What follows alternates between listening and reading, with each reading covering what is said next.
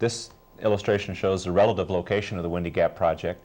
You can see that Lake Granby, which is part of the Shadow Mountain, Arapahoe Bay complex over on the western slope between Grand Lake and Granby, is the headwaters of the CBT system. Windy Gap is just downstream from that at the confluence of the Colorado and the Fraser. The water will just come over through the existing Colorado Big Thompson delivery system to the participants of Boulder, Longmont, Loveland, Greeley, and Fort Collins. You can just see that the CBT system is a simple diversion project. Not simple, but the idea is to bring water from the western slope to the eastern slope under the Continental Divide and into the reservoirs of Carter, Horsetooth, and Flatiron, developing hydropower along the way. The Adams Tunnel is the primary transportation tunnel under the Continental Divide, bringing water from the Colorado River to the Big Thompson. Windy Gap, again, downstream on the Colorado and the Fraser, will be building a pipeline to pump water collected in that system back up to Lake Granby for the eventual transportation through the Adams Tunnel back to the cities on the eastern slope. So we're taking advantage of a system that's already in place, and that's where the financial aspects come into play. Why are we building Windy Gap? Strictly a growth and water demand situation. The state of Colorado, phenomenal growth between 1960 and 1980, but we expect another 48% increase between now and the year 2000. That's statewide in this particular instance. Boulder County, which a large part of the water will be going to Boulder County through the city of Boulder and some of the participants that they will sublease to, an incredible 173% increase between 1960 and 80. Larimer County, which would be Fort Collins and Longmont, Fort Collins and Loveland, the 200% increase plus an additional 76%. Weld County, 89% increase in population with another 87% increase. The growth in this area has been phenomenal, and we anticipate that it will continue despite the economic recession that we see now.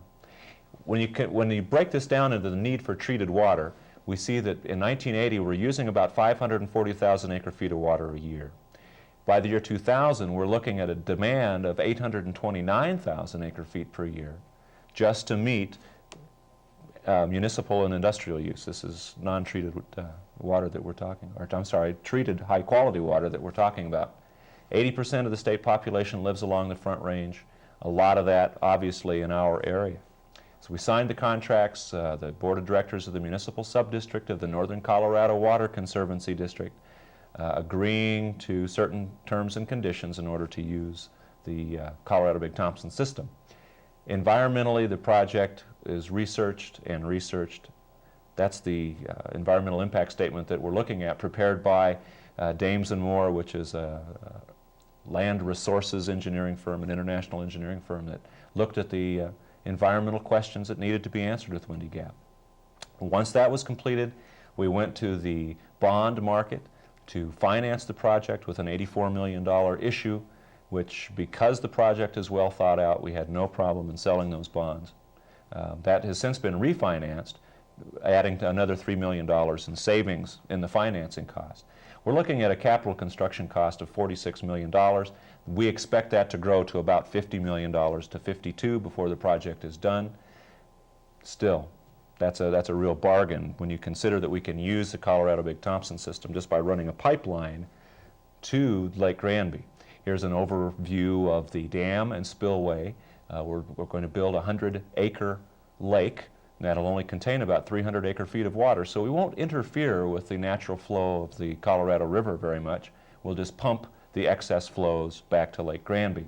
The construction several years ago of the chute, there's another photo of the chute that will be used to drop the water into Lake Granby, and that was built in anticipation of the Windy Gap project about 5 or 6 years ago. The first test of that facility by taking water from Willow Creek Reservoir and running it through. While that construction was going on, the Fish and Wildlife Service was active in a study of endangered species and the effect that Windy Gap diversions would have on them. We funded $450,000 to help them with that study. Groundbreaking in July of 1981. it was a great day for us that had worked so hard on the project. W.D. Farr from Greeley, who's president of the municipal subdistrict, and Larry Simpson.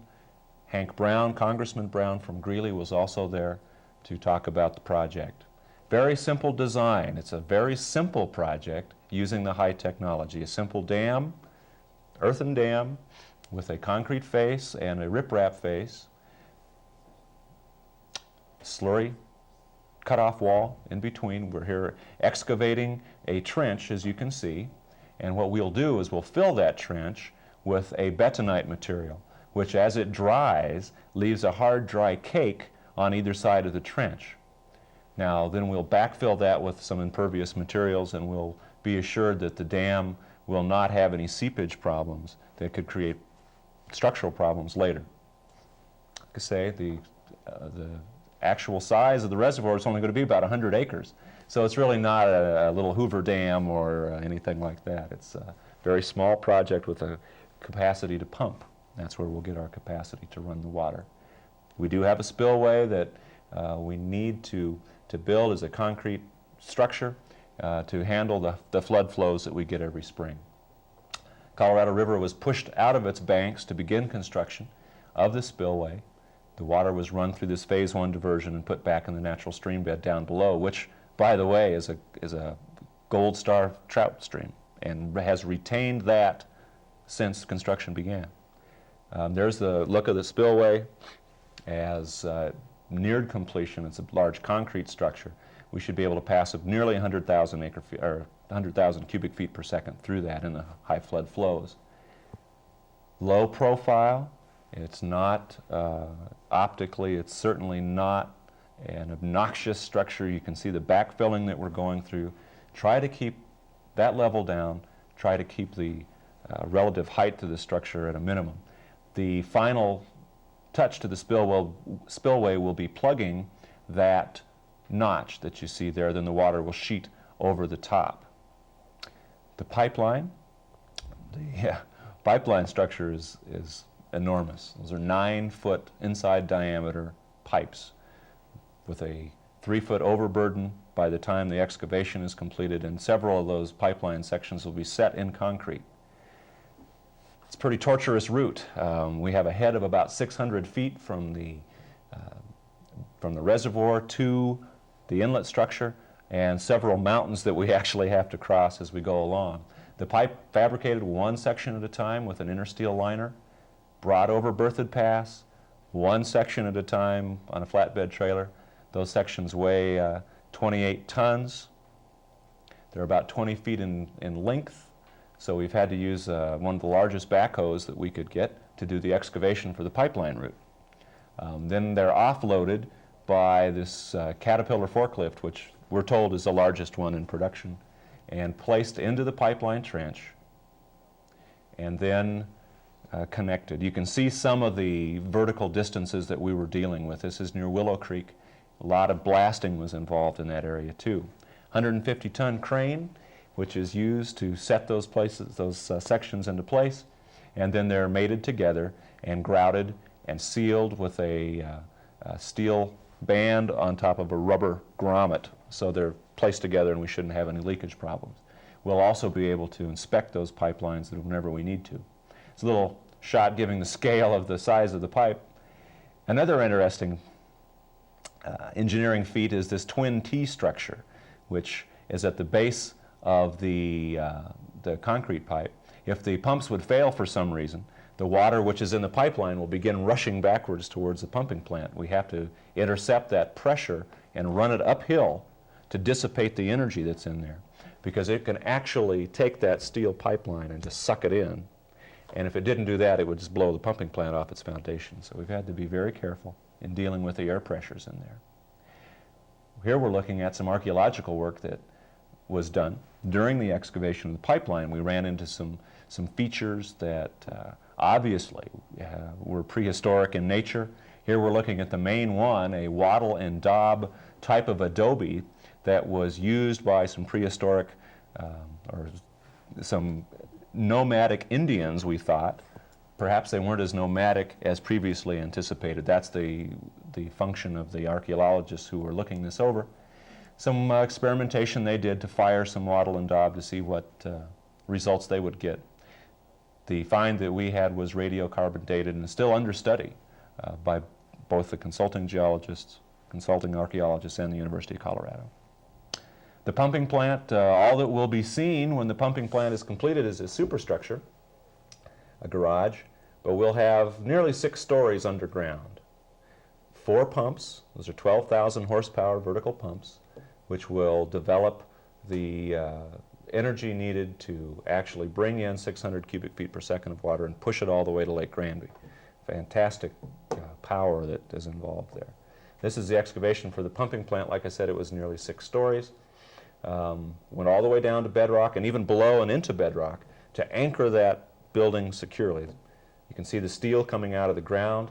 Those are the basis points for anchoring the building down, and it became a tangled web. That's a 3/4 inch diameter rebar. And sure enough, eventually it starts to take shape. This is the end of construction at the first year. The motors will actually sit on that level, and the water, once pulled in by the pumps, will be placed in this pressure manifold, which was brought in on a railroad car from St. Louis, Missouri, and then loaded onto a flatbed trailer and brought up, placed in the ground, and secured with concrete. The water, as you can see, will go in the 4 inlets, out that, into that high-pressure steel pipe. The first 3,000 feet of the transmission line is high-pressure steel pipe. You can see because of the angles and because it has to go into the highway and then come back up, it had to be a high tensile strength steel pipe. Here it comes right out of the side of the pumping plant up to the first section of concrete pipe, and then the rest is concrete. We want to maintain minimum stream flows in the river to protect the fish habitat. This is the diversion structure and delivery structure for that function. When Hitachi of Japan first began to design the pumps, they built small test models and tested them, as you can see, with some very meticulous equipment to make sure that the pressures would maintain. The brass miniature impellers for the project were also tested.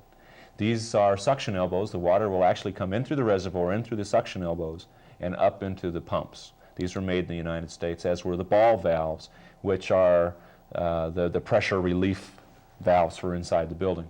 This is a picture of the Azure Reservoir, a reservoir that we're studying to provide some compensatory storage for the western slope in return for the diversions from Lake Granby. Now, while we're studying Azure, new equipment and new parts continue to arrive at the construction site. This was taken in Japan at the time of the test of the pump unit itself. That is on, one of those units is on site now, and the others have arrived in Los Angeles. So we expect to get all of our equipment very soon. Pipeline is in the last phase. There's the last 500 yards of the pipeline. This is just below the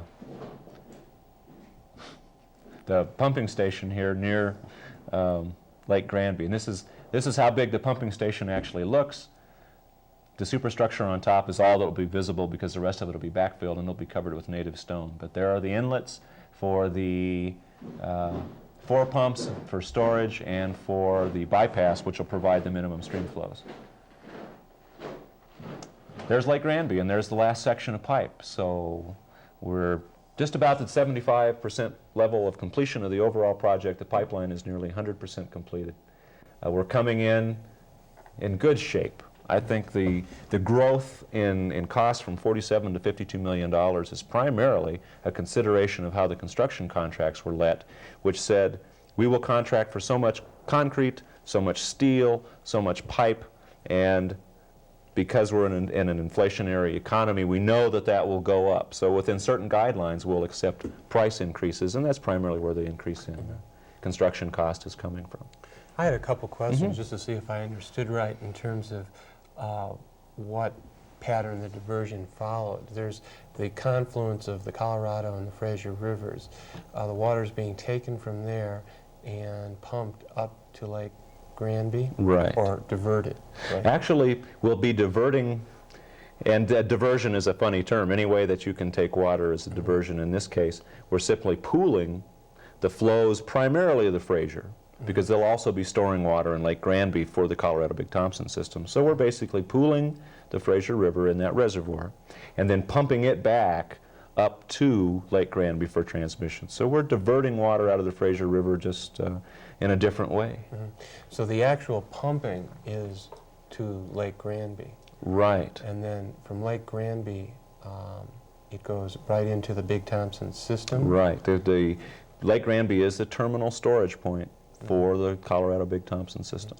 Do they have their own pumping facility? Yes. We've agreed with the federal government that because excess flows from Windy Gap will be going into the hydroelectric development system, into the generating system, that the Bureau should also pump that Windy Gap water for us.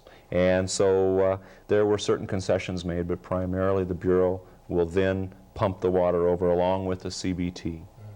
So most of the pumping going on as just part of this project is all occurring on the western slope. Right. And the pumping that's taking it from the western slope to the eastern slope is being done in conjunction with the Colorado Big Thompson project. I think that's a good assumption. And once it gets into that tunnel, it's all gravity.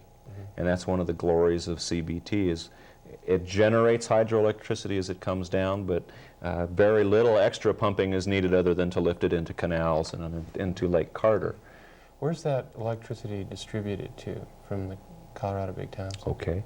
The Western Area Power Administration, which is headquartered in Loveland, runs the network of federal power, not only from the Colorado Big Thompson project, but the North Platte project and some of the projects in the Southwest.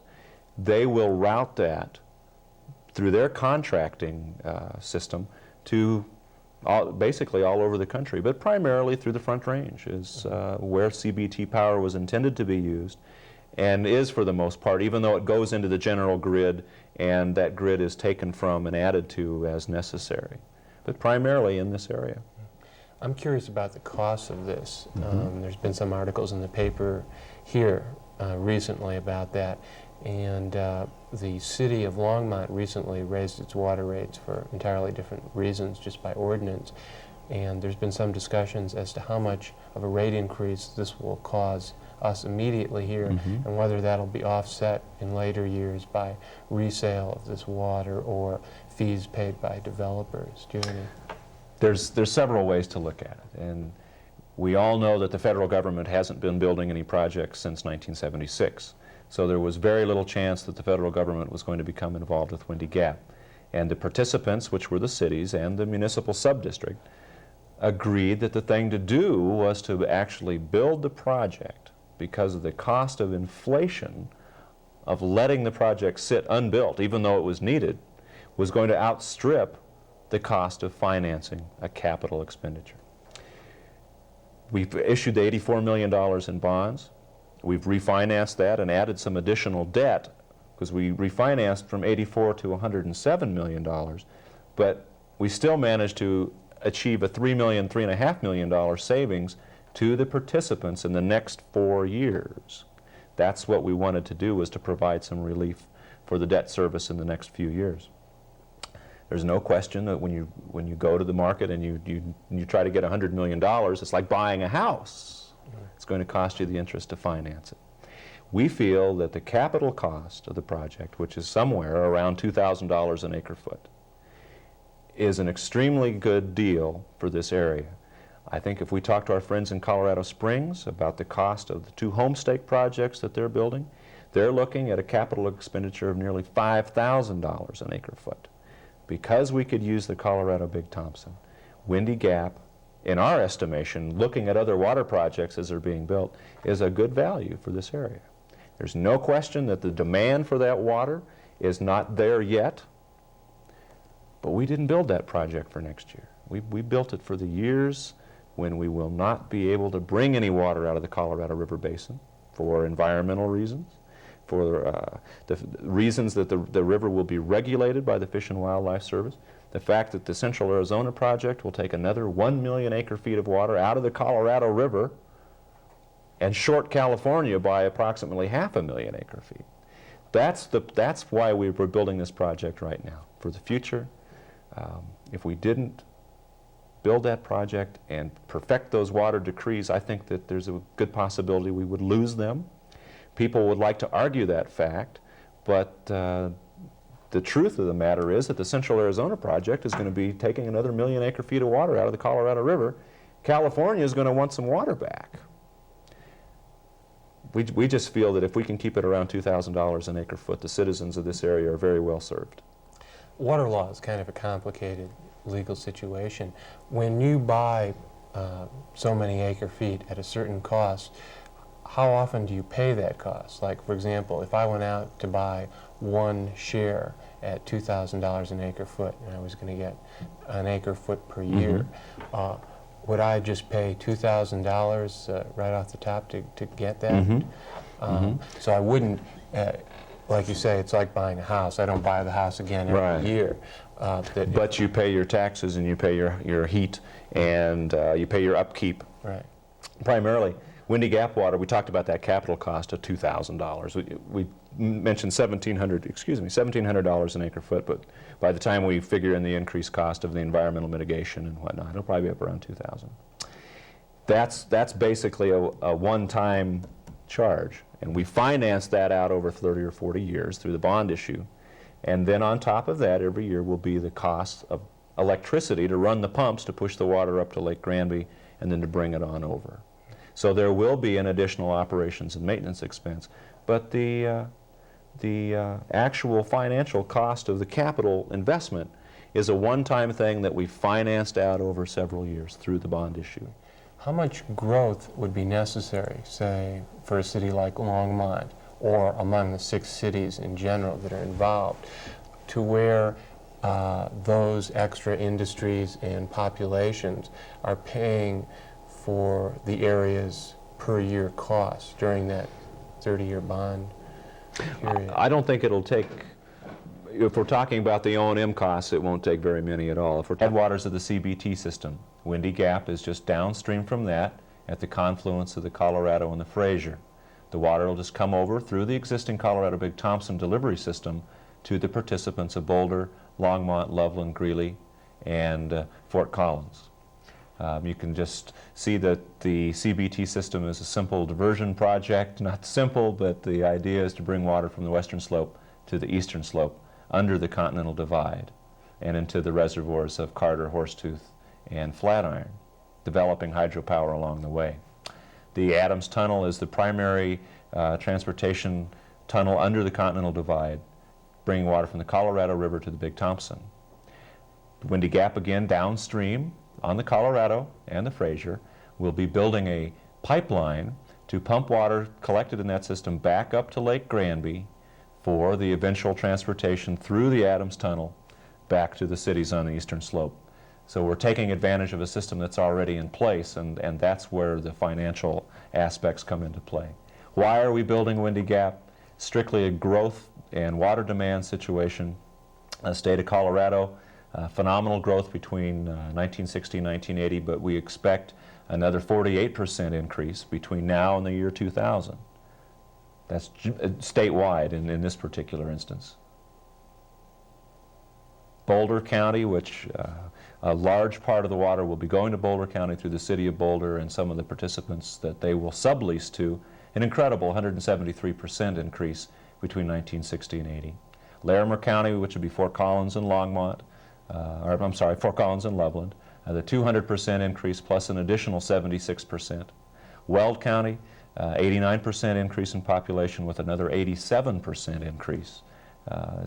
The growth in this area has been phenomenal, and we anticipate that it will continue despite the economic recession that we see now. When you break this down into the need for treated water, we see that in 1980 we're using about 540,000 acre-feet of water a year. By the year 2000, we're looking at a demand of 829,000 acre-feet per year just to meet municipal and industrial use. This is non-treated water that we're talking, treated high-quality water that we're talking about. 80% of the state population lives along the Front Range, a lot of that obviously in our area. So we signed the contracts, the board of directors of the municipal subdistrict of the Northern Colorado Water